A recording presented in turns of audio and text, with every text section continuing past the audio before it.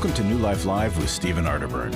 For 35 years, New Life has been transforming lives one at a time thanks to the giving hearts of you, our listeners. Our goal is to provide you with wisdom from God's Word to give you hope and help in life's hardest places.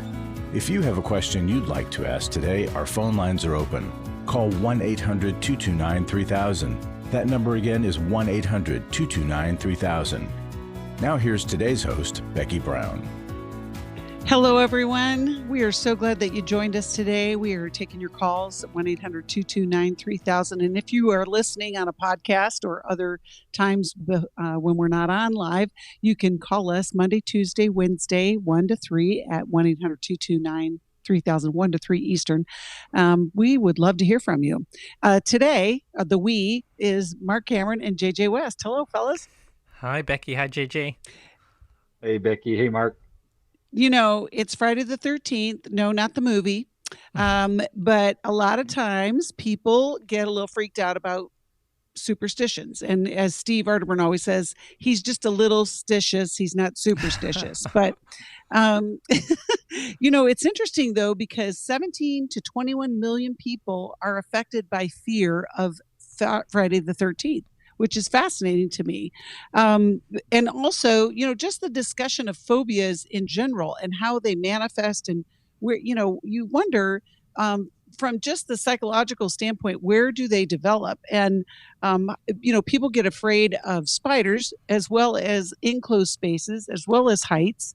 How do you help somebody who is trying to overcome a phobia? And outside of professional help, is there hope for overcoming a phobia? Yeah, I think there's definitely hope for overcoming a phobia. So a phobia is a chronic fear. Fear is not necessarily bad for us. I mean, if we're walking next to the edge of a cliff, we should be concerned about that, right? Not to make the wrong step. But a phobia usually starts because of a bad experience that we have, and it's related to a specific situation or specific thing. And what happens is the part of your brain called the amygdala says that was so significant, we need to remember that for quicker reaction time the next time. And so it stores the information there. And then any time there's some kind of stimulus that prompts you to remember that thing, your brain goes into survival mode and causes you to either fight, flight, or freeze. And so that part of the brain, the amygdala, only learns through experience. And so oftentimes in therapy, how we'll help people is through something called systematic desensitization, where you get slow and low exposure to the thing that you're scared of to help you overcome it. I love that. And, you know, just before we go to you, JJ, you've survived every Friday the 13th. Up to this point. So there's Correct. Good news for you on that. JJ, you know, how can you help somebody with phobias?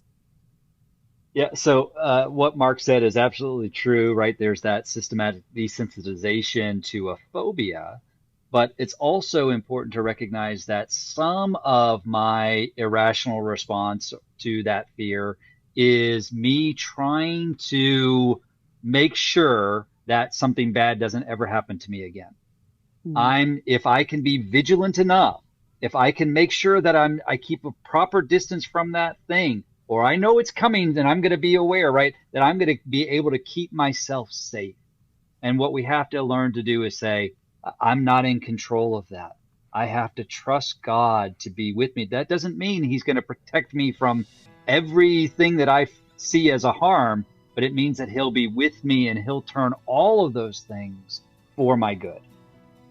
I love that. And I think maybe on this Friday the 13th that you spend some time thanking God for the things that he's given you. Turn your thoughts towards gratitude, connect with somebody, not about Friday the 13th fear. Don't watch the movie. Don't do any of that to feed that fear, but really just to connect with somebody. But I love just the insight that you both provided. And, you know, if phobias are something that you are dealing with, listener, we can help you get connected, whether it's to a group or a counselor or some, you know, we have great tips and articles that are free.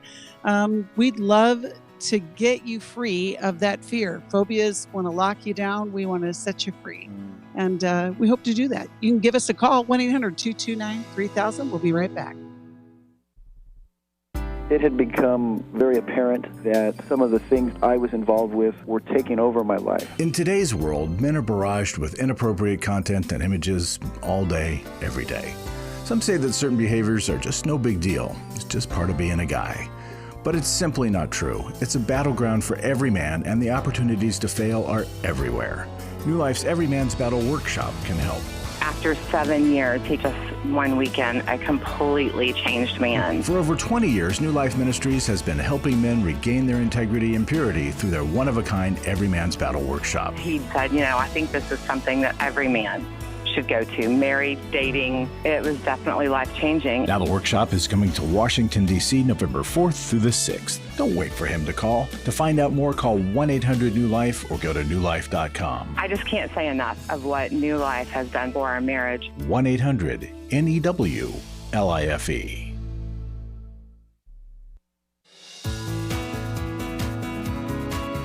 To find out more information about New Life or to order any of the resources mentioned on today's program, call 1-800-NEW-LIFE. Now back to New Life Live.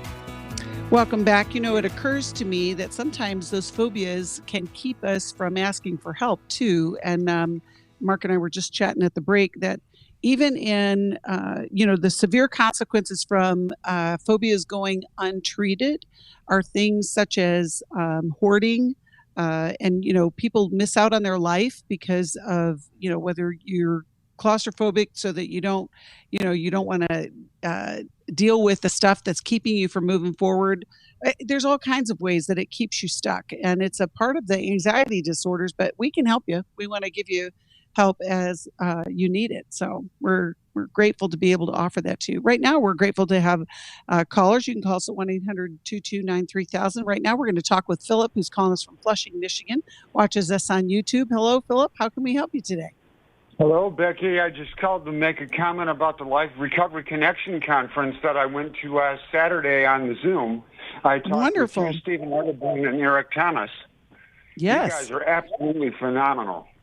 I just learned an awful lot, and it reminded me that God is still working on me, and I thought to myself, Melchek, just be patient. God's not going to let you die until you serve his purpose for your life and your generation. I love that, Philip. So what was the one big key thing that, you were encouraged by, or maybe it's a new step for you? It's actually another positive step in the right direction, not necessarily a new step. But I did get a lot out of the conference. I don't remember one thing. All I remember is by 4 o'clock in the afternoon Eastern Standard Time, my brain was absolute mush for 8 solid hours. Yes, we hear that all the time, Philip. Our workshops are meant to, just be intense. And even in our conference, we do have that experience all the time. But you know what? It's good. It's good to hear from you. And I think you're encouraging others to do that work as well. And, while we were doing Life Recovery, JJ was doing Every Man's Battle. And you probably, JJ, hear that all the time from the men that attend Every Man's Battle, that it is a lot. It's an intensive weekend. Yes, without a doubt. We actually tell them when they arrive, hey, you're going to be drinking from a fire hose this weekend. So just know that. And that's why we tell them, take lots of notes, because you won't be able to get all of it. You won't be able to retain all of it because it's just coming at you at such high volume and such intensity. And that's why we actually have guys who will come back, right? They'll come back as alumni. And we hear from the alumni all the time that the second, third, fourth time that they're coming through, they're learning new things. Even though the material is the same, they're learning new things because they couldn't possibly have retained everything the first time. It's intense, without a doubt. Along that same line, Philip, we're going to send you a copy of the Life Recovery Journey, I think is the title of that book now, which is going to reinforce what you learned this weekend, but can encourage you on this path. And speaking of alumni, we've got Judah, who's calling us from Irvine, California. Hi, Judah. I'm glad you called. You listened. You're a first-time caller. How can we help you today? First-time caller. No, I was just wanted to call in. I know that JJ had said that at the end of the conference to listen and to call in. And for an alumni's perspective, I just wanted to call in. First of all, thank him for putting on the conference again, and EMB for doing such a great job. But for me, it was getting that new experience, right? Like I kind of heard the tail end of what you guys were saying about, you don't get to consume everything that's in there. It's a ton of information, and there's a lot of emotions going through that you don't really get to feel, for most of your life as a man, and to get into that to that arena with other men, it's frightening, but at the same time, it's something that I think all men need. And to come back as an alumni and have the facilitator that we did with Sam, like that was such a blessing. I took home a bigger blessing this time than I did in the first time. So I went there in 2016. So I love that, Judah. Well, you got JJ here now. If you have any questions you wanted to ask him as a follow-up. I do have JJ. I got to talk to JJ in the small group. Yeah, I mean, I just, for me and for the recovery and the road that I've been down, and it's been definitely an up and down tough road. For me, it's in the past year and a half of my sobriety and recovery, I needed for myself to be surrounded by men that are going to push me in a way that I haven't been pushed before. I've always been kind of tapped on the back and say, go get them, and it wasn't until I was surrounded by some men that were going to challenge me, right? And that's where I got the growth. So I don't know, I guess it's not really a question, but more of, I guess it is. When you guys are doing the conference, and I know these guys are coming in new and fresh, but is there a way to kind of give them, this is an extremely serious thing, right? It's taking out wives and children and families all over the place. So I don't know if I really heard that in the actual seminar. As an alumni, that's something that we're after, right? This is life or death for us as families and as men trying to protect our wives and kids, Mm-hmm. Yeah. It's powerful, Judah. Yeah, JJ? that's such a good point. Oh, it's such a good point, Judah. And thank you for not only going to the workshop, but then coming back as an alumni. As I said to you guys at the workshop, it's such an encouragement to us to see you guys back there. But you're absolutely right. The thing is, it's so disruptive, right? Like the workshop is really disruptive, but it's disruptive in a good way. It's pushing us to do things that we should be doing, that we need to be doing, that are good for us, but we're afraid to do, or we don't know if we're going to be able to do. And, I love doing like group workout things because it pushes me more than if I tried to do it by myself. When I have a community around me, I'm challenged to try something that I might have shrunk back from on my own. I have running partners and biking partners and group workout partners, and that helps me. Like when I'm trying to get my rear end up on a weekend when I want to be sleeping in, right? But I know they're going to be there waiting for me. All of that helps me stay on path, helps me keep moving forward, and that's what the Brothers in the Battle program does. So I'm so glad you're a part of that. And you're also right. This is hugely important. And we have to keep getting the word out. We have to keep telling people. We have to keep, I hate the word marketing, but we have to be marketing this to say, look, this is vital because families are being destroyed by this addiction. Yeah, absolutely. Well, and Judah, to your point too, we do tell people, but I think when you are in a state of addiction or denial, you can't hear it, but we hear every day of the devastation that comes from men who are struggling with their sexual integrity. Marc, what would you add to this conversation? Yeah, I just love the name Every Man's Battle, because it really is every man's battle. It's something that as men that we all have to face, and we're either going to conquer it or we're going to be conquered by it. And I love the word that we're using here is disruption, because you need to have a disruption to break a pattern. And so I want to encourage people out there who are hearing this testimony here from you, Judah, and who are maybe considering going or maybe not considering going because they think that they don't have enough time to go. you're not likely going to conquer this by yourself. You need help, and we have the tools to do it. We've been doing it for so long. We know how to help people. So consider making that disruption to your life to conquer this, so that it doesn't keep conquering you. So Judah, I'm going to put you on the spot. What would you say if you had the mic, and you do, to yourself, the former version of Judah, so that Judah would make that call like you did? What would you say to that man who's listening that needs to go to every man's battle? I guess now looking back at 2016 when I went there and the state that I was in, and I think it's Marc who just spoke. This is a life or death situation, and for every other addiction, that there is death, right? Like, but for this is the soul, and not only does it take you out, it takes your wife and kids out, and that's what I would tell myself, like, this is a chance for you to restore something that has been taken out by the enemy for so long, and it's something that you can now take and break this generational curse that's been on you since you were a little kid, and there's a way out, right? Like, there is a way out, but you can't do it by yourself, and you have to surround yourself with men that are after the same thing you're after, and that's bringing the kingdom down to earth and doing some devil stomping, and that's where I've been in the last year and a half, and I'm trying to spread the word as much as I can, but more than that, I'm trying to live a life where people are going to come up to me and like, what happened to you? What's going on with you, and how did you get from that guy to this guy, and what do I have to do to get that? So that's kind of what I would tell the guy back in 2016.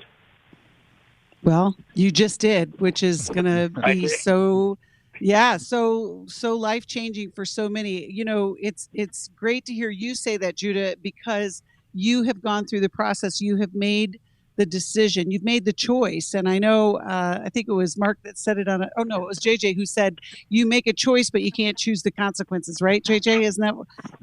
And because of Judah's choice to walk in integrity, he is going to make an impact on the legacy that he leaves behind.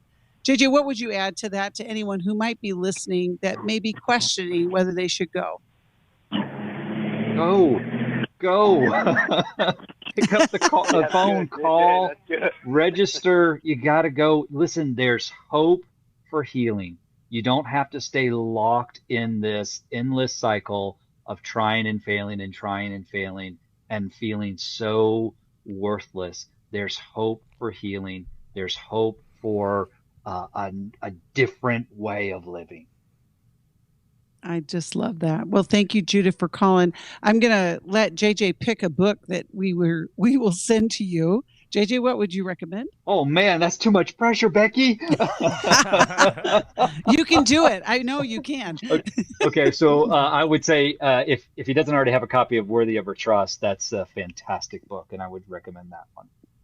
That is a great, I love that. We'll send that to you, Judah. Thank you so much for calling. Your testimony will impact the lives of so many men. We say all the time for women to also call as well. And call for your husbands to become the men that God had created them to be. And I'm sure out of an average Every Man's Battle weekend, we have a high percentage of men who their wives said, this is it. If you don't go, I'm leaving. And just like what Judah said, it is a life or death situation. But, JJ, isn't that true that we hear from the guys that say, my wife said I have to go? Yeah. And they come in mad. They come in feeling, controlled. And what they find is a welcoming environment, a no shame zone. They get challenged. And then we hear from those guys middle of the weekend, end of the weekend saying, yeah, I didn't want to be here. I was mad, and I'm so glad I came. I'm so glad my wife, quote unquote, forced me to come, because I found healing and truth here that I didn't know I needed. I love that so much. We are all about grace. We're also about truth, and we're really big on connection. And the combination of those things at a workshop can make all the difference in the world. And we know it, and now Judah knows it. And there's others, like Philip even talked about the Life Recovery Connection Conference. He found that out as well. Here at New Life, we are for you. We're not going to try and, make you be someone other than who God has created you to be. But your willingness will make all the difference in the world in your future self. And you could call us too, just like Judah, and say, if I were talking back to that man 7 years ago, I would say, you are not going to believe what God has in store for you. We would say that to you if you're stuck, whether you're stuck in an addiction, whether you're stuck in pain of grief or depression.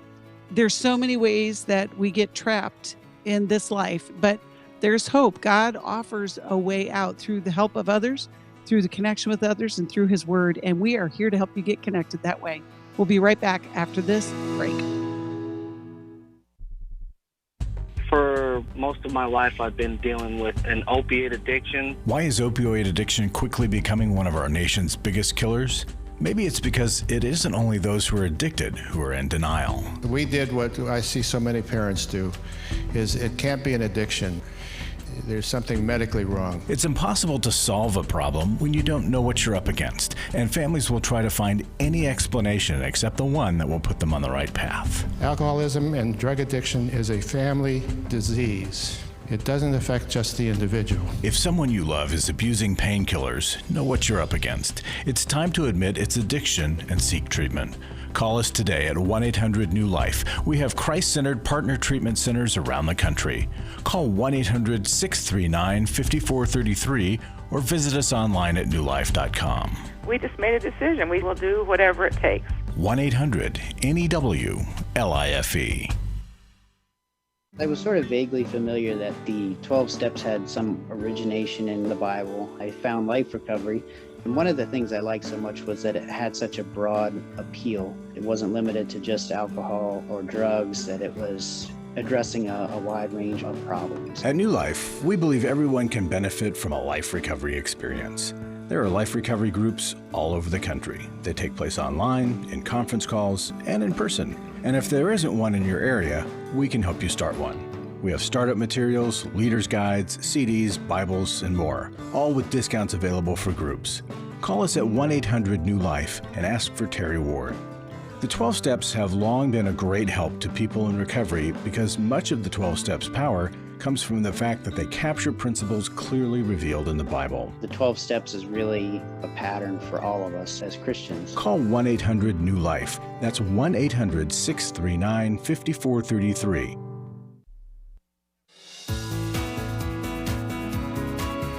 We'd love to hear from you. If you have a question or a comment, call toll-free 1-800-229-3000. Now back to New Life Live. Welcome back. We do love to hear from you all the time. You can call us. 1-800-229-3000 is for the show. And if you're listening, it's at another time. It's Monday, Tuesday, Wednesday from 1 to 3 Eastern Time, 229-3000. But, we're going to have a special show next Tuesday with Dr. Chris Thurman, and he's going to discuss the 12 most important psychological traits of Christ that we should focus on to experience emotional health. I know I'm interested in that. I always want to know more about what Jesus has for us, and I would love to hear from Dr. Chris Thurman. So it should be an interesting conversation, and he'll also be taking questions from callers, so you can tune in on that day, and we look forward to hearing from him. Right now, we're going to look forward to hearing from Larry Sonnenberg, who's joining us in the studio in California. Hey, Larry, what do you have for us today? Becky, hey, it's good to be here. Intimacy and Marriage is coming up a week from today, actually, in Dallas, Texas. Mm-hmm. And you and JJ, along with Laura, will be the presenters there, and it's a pretty special time and a special workshop that we do. So I want to read a testimony. I really didn't know what to expect from the Intimacy and Marriage workshop. This was a new beginning in a marriage that was struggling at times. I believe God stepped in and honored a new start in areas of our marriage. Group sessions for me were very special. Seeing couples who also have challenges in their marriages come together gave me strength and encouragement. It was amazing how quickly a small group of people could encourage one another and be real and open, something that comes very, very hard for me. There was no judgment, just honesty and openness. I'm so grateful to our group leader who helped me to start healing in my heart of hurt that has had a hold of me my whole life. I've been shown a wife that is on my side and loves me unconditionally. Pretty powerful stuff goes on there, and this is one example. That group process. I know people who said if I knew there was going to be a group, I wouldn't have gone to that workshop. But they went, and it changed everything. So whatever your hesitations are, just I don't know how to say this, but swallow hard and do it. Life is hard. I saw somebody the other day on a meme said, just put on a helmet and live it. Well, and it's, it is making the choice to do something for your marriage. It's the last intimacy in marriage we'll do this year, and it could be the best way to start 2024 in your marriage. And I think, that holds a lot of truth. And, I'm glad you talk about the groups, Larry, because we do get kickback. People don't want to be in a group, in a workshop, but yet what we know and we hear over and over again is the power of the group. We hear more about that than the speakers. They'll be like, I don't know who did that main session, but our group leader was amazing. That's right. So, we just want to encourage you to take that step and join us in Dallas next week. And do you got another testimony for us, Larry? Is that what you're I wish I'd brought. I have so many, but I don't have it with me. But one of the things I wanted to say was people that are afraid to make that call or to come the first time, or the reason they don't come is maybe a group or I don't do well in social situations. Just commit to the process. Trust the process. Trust that God works in that. Trust that we've been doing this for 35 years and we might know a little bit about how to make some things happen. And we trust God's Holy Spirit to do the work. We're not going to change you. You just got to get vulnerable, open your heart, and let some things happen, and it will happen. Well, and then let me say, I think it's the group process that really makes intimacy in marriage so special and so effective, because it's one thing just to hear information, but it's another to actually put it into practice. I mean, you wouldn't go to a restaurant and just read the menu, right? You want to sample the food, you want to taste it, you want to get the experience. And so I encourage people. I know it's scary to get into a group, to expose yourself, but that's where the transformation happens. Well, this is what this person said. Amazing how quickly a small group of people could encourage one another, be real and open, something that comes very hard for me. No judgment, just honesty and openness. That's a dream come true for a lot of you that have never experienced that. And your dream can come true just coming to the workshop. One of the things that we see as therapists, we do couples counseling. I don't anymore, but when you're in session with a couple, you can sometimes feel like the referee.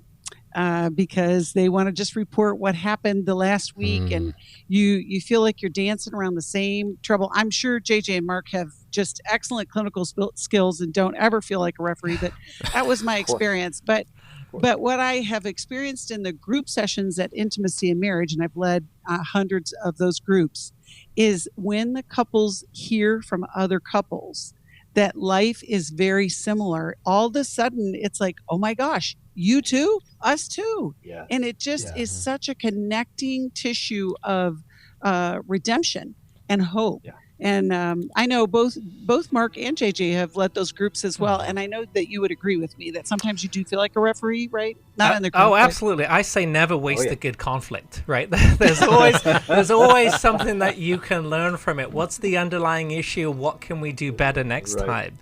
I loved it when some of the group people would say, I saw myself in what that man said.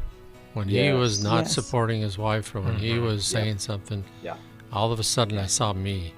and it makes a big difference. And I'm convicted a lot of times in couples therapy because I hear two people, I see them, and then I think, oh, I got to do that better. And so you get that experience, right? And like you said, Becky, it normalizes problems. Yes.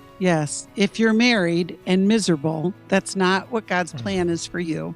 We can help you have a great marriage. And we've got tools and workshops. Call us. We'll get you connected. My husband was involved with pornography addiction. He was unfaithful. I called the wedding off. He stepped out on the marriage and ended up having a child. The Restore Workshop is designed for a woman dealing with a man's sexual addiction issues. My husband is a recovering sex addict. There were strip clubs, other ladies. If you've been affected by betrayal, an emotional or physical affair, or pornography, the Restore Workshop will equip you with support and tools to help you through. Restore has empowered me and has given me the tools to work through my anger, work through my pain, work through my confusion, and help me realize that I am worthy. Being here and being surrounded by people who get it has given me my power back. The Restore Workshop is coming to Washington, D.C. November 3rd through the 5th. Call 1-800-NEW-LIFE to find out more. That's 1-800-639-5433 or online at newlife.com. Thank you, Restore. You have changed my life forever. I have given to New Life regularly because I have so many people that I am referring to New Life who so benefit from the ministry. I just can't imagine what would happen in my area if New Life wasn't available to us. You can help New Life Live stay on the air by joining Club New Life today. When you sign up to support us monthly through Club New Life, we'll send you the new member thank you gift of all 8 100-day devotionals, including 100 Days of Prayer, 100 Days of Freedom from Depression, and 100 Days of Peace. There are also ongoing benefits like the monthly Club New Life CD or download, access to the Club New Life video library, quarterly resources, free shipping on purchased resources, discounts on workshops, and quarterly online meetings with Steve. Call 1-800-NEW-LIFE. Support Club New Life, and together we can help hurting people find help and hope in life's hardest places. Call 1-800-639-5433 to join Club New Life today.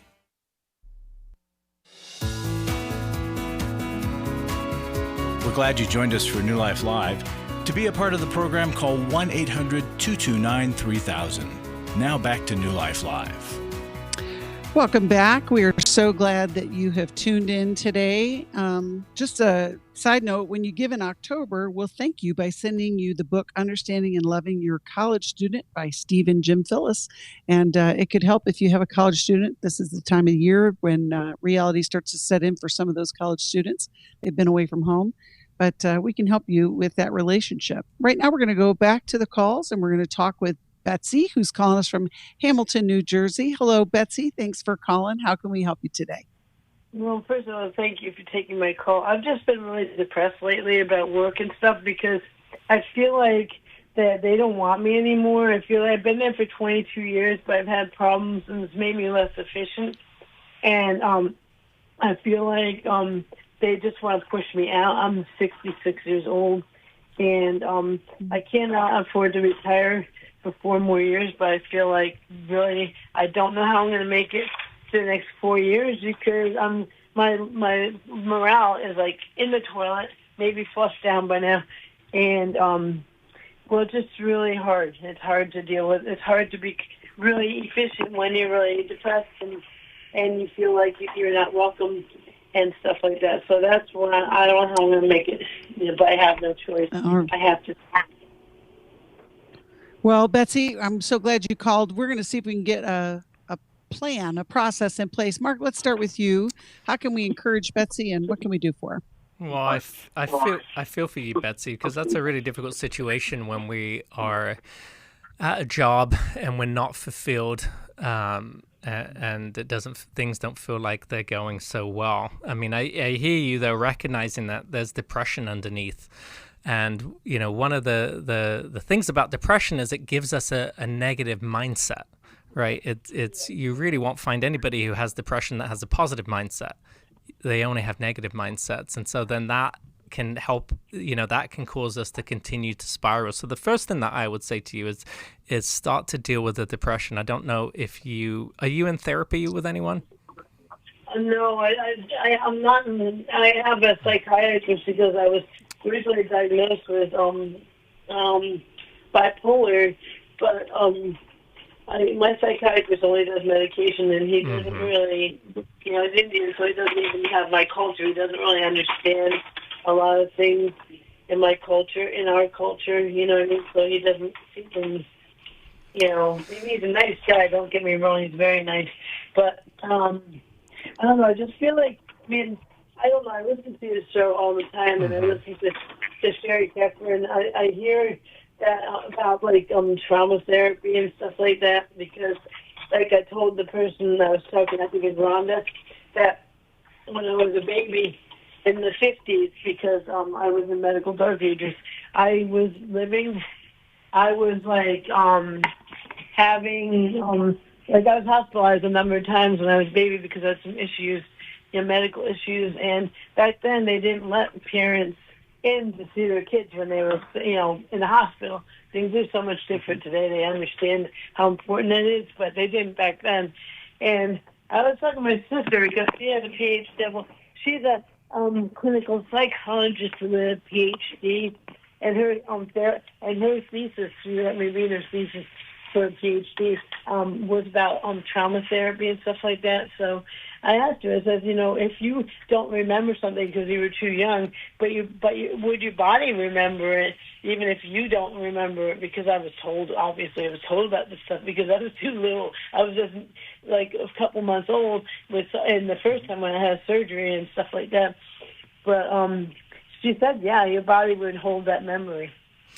Yeah, so modern day psychiatrists now, they don't really do therapy, they really only do medication management. But studies show that outcomes are much better when you take medications like antidepressants, when that is paired with therapy. So I really, really encourage you to get in with a therapist. It sounds like you've actually got a good foundation of where some of your wounding, your emotional wounding comes from. And that's great. Therapists love that. I love that when somebody comes to me and they already know a foundation of where hurts come from, right? I don't have to ask bunches of questions to try and figure it out. And so we can help you find someone, but I would really encourage you, and I heard you say that you have bipolar disorder, and that's really difficult because, oftentimes people who have bipolar disorder, they have chronic depression, meaning it just continues to recur because of how their brain is. And so it's important to actually have ongoing therapy, I think, for you to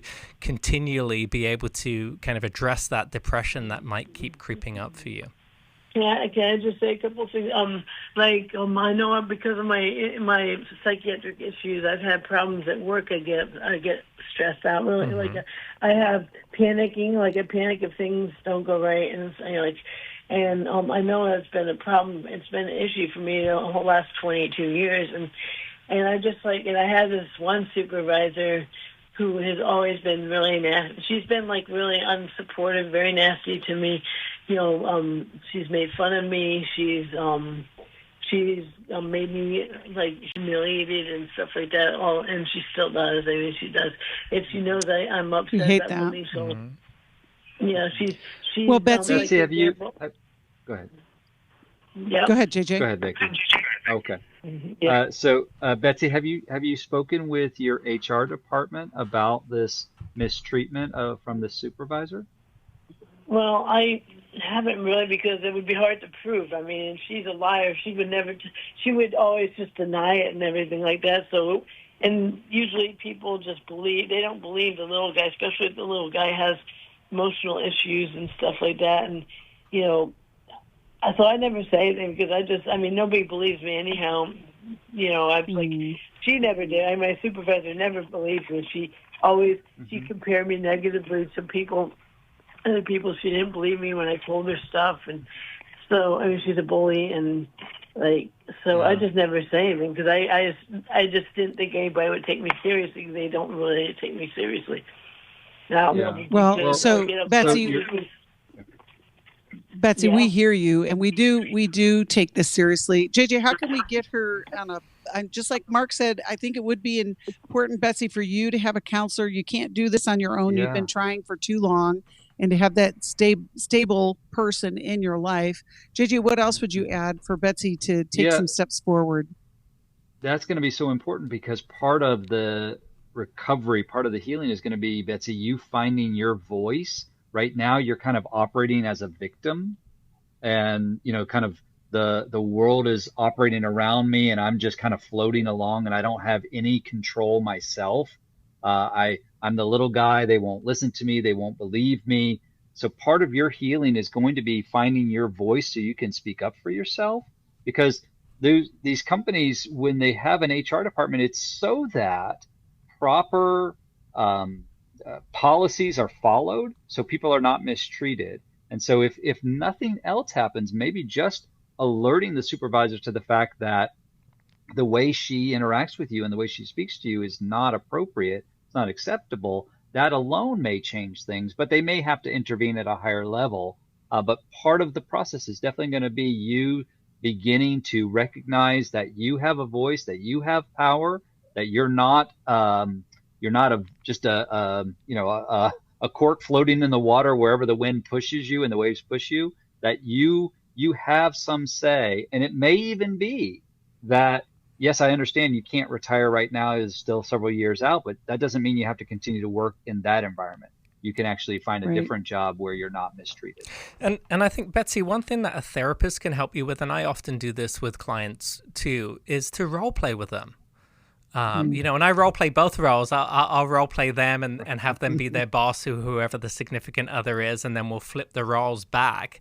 And oftentimes, as we gain experience, even through role play, that helps us to be confident and to be able to discover, effective words that we can use. And I want to validate your situation too, because sometimes it's not as easy as going to somebody and explaining. Sometimes we do have people who are not as reasonable, but I would challenge you to encourage you, maybe go to your boss, maybe ask her, tell her, I want to do better at my job. What can I do to be better? Because, I used to be a former boss and manage people, and I would love that if someone would come to me and ask me that, because then that gives me opportunity to give them feedback without it having to be, a situation arrive and then I have to give constructive feedback because something happened. So oftentimes learning to be proactive like that can help you build confidence, even if she is not as receptive.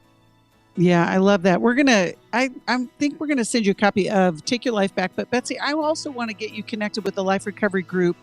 I think the more you can be in community in your healing process, along with the counseling, you're going to find your voice. You're going to find the support. I don't know if you're part of a church, but we really do thrive best when we're not in isolation. And things like this can make us feel like we don't have anyone, and it can cause us to, just everything is harder. So I want to encourage you to get connected with a counselor. We'll get you connected with somebody, as well as a Life Recovery Group or a support group of some sort. We are going to be praying for you. We'll be right back after this. We all face days where life throws us a curveball and our routines or plans get disrupted. Things we wanted to do are forced to take a backseat to the unexpected demands of the day. If you normally listen to New Life Live on a radio station, well, you might not be able to that day. And on these hectic days when you're feeling stressed or frazzled, hearing the sound of counsel given on New Life Live is just what you need to navigate the unexpected things of life. Every time I'm troubled or I have a problem, I'll cut on New Life, and there's always something that is said that is helpful to me. By listening, I have learned more than I can ever express about how God wants me to live. Download the New Life app for the easiest way to listen wherever you are and at a time that's convenient for you, or watch the show on our YouTube channel. You can even subscribe to our podcast from your favorite podcast provider. You never have to miss a day of New Life. Wherever you are, we are. Hi, this is Steve Arterburn, and for over 34 years, New Life has been the most trusted name in Christian counseling. I'm an addict, and I'm trying to get God in my life again. Our Christ-centered treatment programs can help you break free to embrace all that God has for your life and your family. I just want to thank you guys for bringing me to a relationship with Jesus. There really is help for marital problems, depression, addictions, panic attacks, and feelings of hopelessness. I came back with so many tools to help me prepare myself to fight this struggle and this battle that I have every day. You can start living again today, living the life God intended for you. Help is available at 1-800-NEW-LIFE. They did care, and they did follow up very lovingly, and it made all the difference in my life. Call us at 1-800-NEW-LIFE. Someone who cares is waiting at the other end of the phone. God can open the door to a better tomorrow. Call 1-800-639-5433.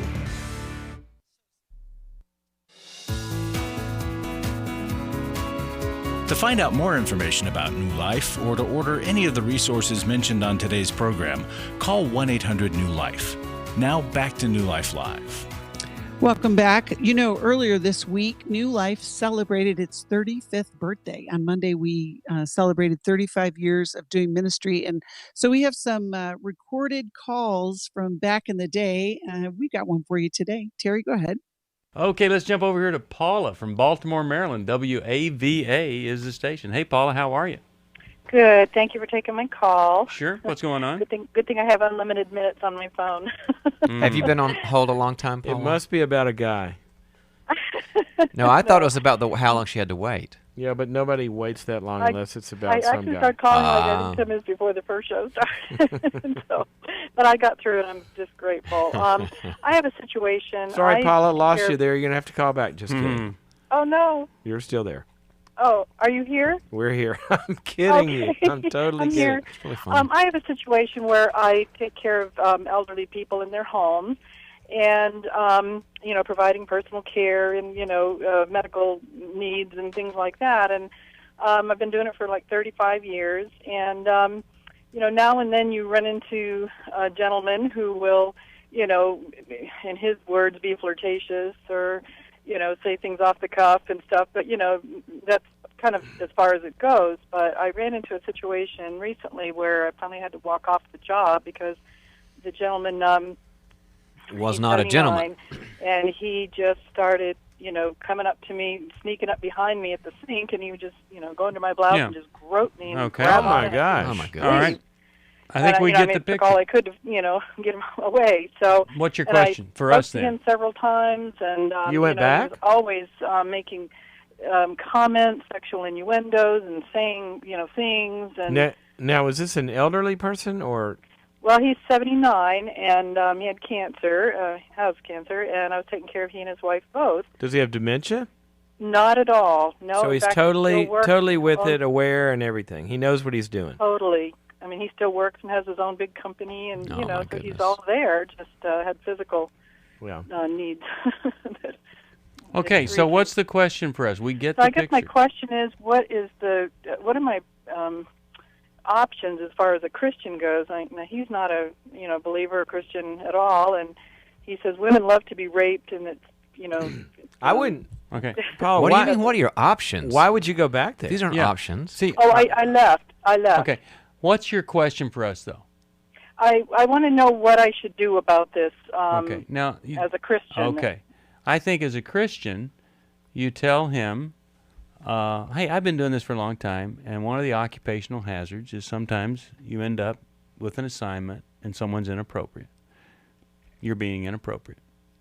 I can't come back. I'm so sorry. But if anything changes in your life, you let me know. That's what you do. It's just part of the job. You have to be. Or I'll ask my company to send a male nurse. Yeah, right. Yeah, I work independently. I did speak to him, on the 3 occasions that he did that, and along with the conversations that he has with me, and and it just didn't. He just thought it was a joke. Well, I wouldn't go back. No, I didn't. I ended up actually walking off. That's what you do as a Christian. and what you were saying, what is the Christian duty? And there's a lot of stuff in the Bible about shaking the dust off your sandals sometimes when you're in a really bad situation. And I think if you wanted to do not only to get out of an inappropriate thing, which we totally see you need to do, but in a way to help him, you might want to say, I'm going to have a conversation with your wife. Well, yeah, and she doesn't care. Well, he says she doesn't care. He says that. He said all their years of being married, Paula, she has turned her eye the other way and says she doesn't care what he does because she doesn't want to fulfill his Well, Paula, the other thing that I'm more concerned about than this one situation, because you're safe and you got out of that, is I would be concerned just for you generally in life that you would feel some kind of confusion about sort of, is it okay to protect yourself, or is it okay to stand up to something like that? And I just want to make sure that you know that as a human being, and as a person of faith, and as a person of the Bible, that you absolutely should never ever be in a position where you're being used or abused or anything bad happening to you, and that as a Christian, you would have the first right, if you will, to stand up to something like that. You're a daughter of the King of Kings. Amen. Yeah. There's a passage in Proverbs chapter 13 that says the prudent person hides from evil. Yeah, that's what the Bible teaches. It's to be like our call center. We have a live 24-hour call center. If somebody calls and is cussing them out, what's their responsibility as a Christian? Hang up on them.